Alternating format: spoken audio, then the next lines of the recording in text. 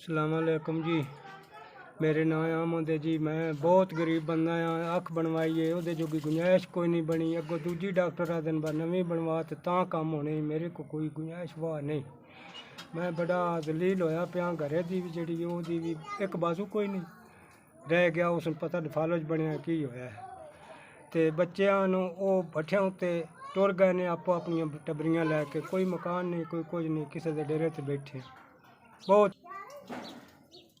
है जी। किसी ने एक बंदे की अखी का ऑपरेशन कराया, दूजी का डॉक्टर का करा तो काम जो होना नहीं तो नहीं होना जी। मेरे को इतनी भी गुंजाइश नहीं दूजी बारी डॉक्टर ने मैं चेक करा लवां।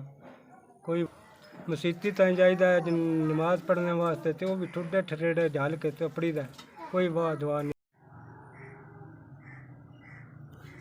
मेरिया सोहनिया पुत्रा हो शाला मौजा माणो।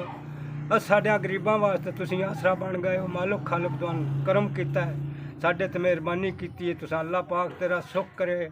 5000 तुहाडा गलिया मैं नपड़ गया। बहुत गरीब बंदा। मेरी अख एक बनी हुई है, एक बनवाने आई है। अगो डॉक्टर पुछते ने, मैं आना बनवा लेना।